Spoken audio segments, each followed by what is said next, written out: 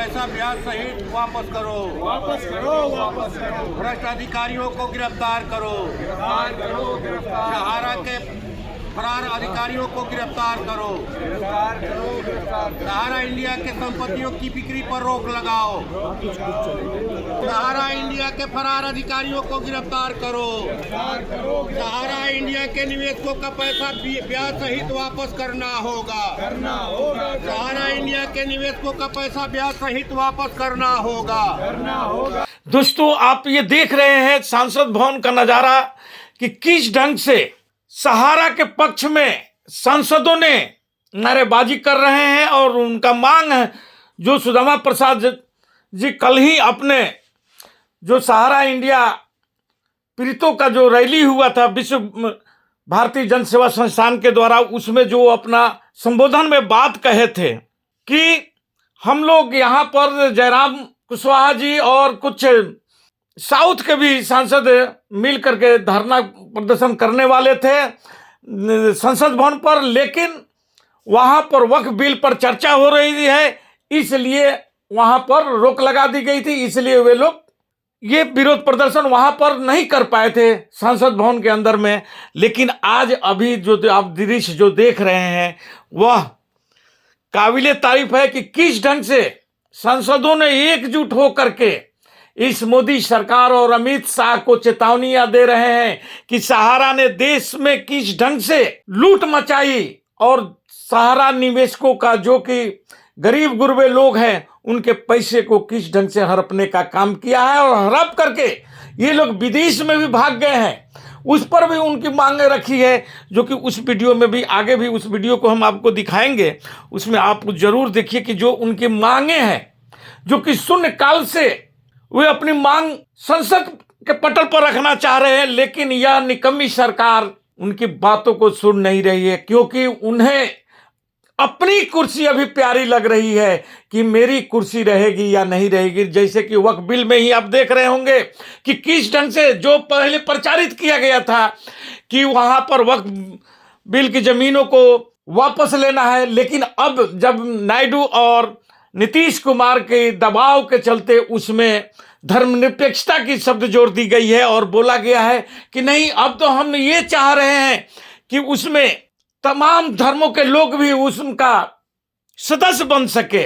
तो लेकिन वहां पर भी वक्फ बिल में भी लोगों ने सवाल कर रहा है कि तो क्यों नहीं आप जो हमारा मंदिर है या बौद्ध आश्रम में जिस बौद्ध मठ में वही बात को किया गया है, और इसी बात का डर लोगों को वक्फ बिल के साथ भी हो रहा है कि कहीं ऐसा नहीं हो कि जिस ढंग से बौद्ध मठ को हड़पने का साजिश रचा जा रहा है उसी ढंग से वक्फ बिल का पास करा करके और उसमें अन्य धर्मों को जोड़ करके सदस्य बना दिया जाता है, तो वही स्थिति लाई जा सकती है और वक्फ बिल पर दूसरे धर्म भी कब्जा कर सकता है।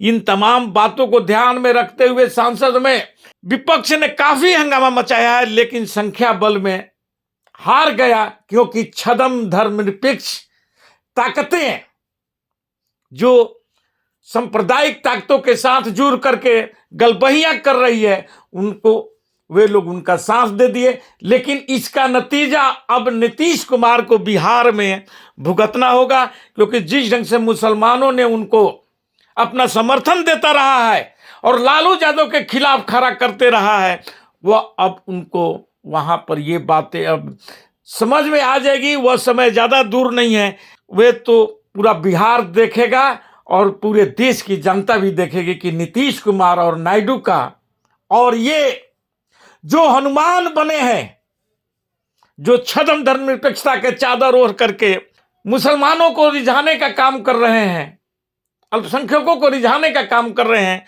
उनको भी जनता सबक सिखाएगी। तो आइए उस वीडियो में जो मांग किए थे उसका परत दर परत आपको हम उन्हीं के जुबानी सुनाते हैं। भाकपा माले के संसदीय दल की ओर से क्रांतिकारी अभिवादन करते हैं और इस मंच से आप लोगों की ओर से जिन सहारा निवेशकों की पैसे के इंतजार में या एजेंटों की मौत हुई उनके प्रति श्रद्धांजलि अर्पित करते हैं। जैसा कि आप जानते हैं कि हम लोकसभा के अंदर इस सवाल पर बराबर जब भी मुझे मौका मिला हमने सहारा इंडिया के निवेशकों का एजेंटों का सवाल जरूर उठाया, उनका दुख तकलीफ उनकी पीड़ा को जरूर उठाया। और अभी कल भी हमने एक शून्यकाल डाला था, बैलेट में नहीं आया, आज भी डाला नहीं आया, लेकिन ये शून्यकाल पूरे देश में घूम रहा है। हो सकता है आपने इसे पढ़ा हो, फिर भी मैं आपके बीच में इसे 2 मिनट में पढ़ देता हूँ। सहारा रिफंड पोर्टल पर लगभग 1 लाख करोड़ रुपए का क्लेम सहारा के जमाकर्ताओं ने किया है, जो ब्याज समेत लगभग 2.5 लाख करोड़ होता है। सहारा इंडिया की वैली, मुंबई की वर्सोवा की जमीन समेत सहारा की सभी संपत्तियों की कीमत लाखों करोड़ में है। सहारा रिफंड पोर्टल पर सहारा की अन्य कंपनियां सहारा क्यू शॉप, सहारा इंडिया कमर्शियल कॉरपोरेशन लिमिटेड भी मौजूद है। सहारा रिफंड पोर्टल पर डेथ क्लेम और MIS का क्लेम नहीं लिया जा रहा है। सहारा इंडिया के जमाकर्ताओं का डाटा सेंट्रल कोऑपरेटिव रजिस्ट्रार को नहीं दे रहा है। सहारा इंडिया से भुगतान नहीं मिलने के कारण देश भर में लगभग 10,000 जमाकर्ताओं और अभिकर्ताओं ने अभाव और तनाव के कारण आत्महत्या कर ली है। सहारा इंडिया के अधिकारी निवेशकों का धन हड़प कर देश विदेश में छुपे हुए हैं। सहारा इंडिया अपनी जमीनों को औने पौने दाम पर बेच रही है। सहारा इंडिया कार्यकर्ताओं का बकाया कमीशन और भविष्य निधि का पैसा हड़पना चाहती है। सहारा इंडिया के जमाकर्ताओं और अभिकर्ताओं का कटा हुआ इनकम टैक्स का पैसा इनकम टैक्स कार्यालयों में जमा नहीं कराया जा रहा है। देश भर में बंद पड़े सहारा इंडिया कार्यालय के मकान मालिकों का वर्षों का किराया लंबित पड़ा है।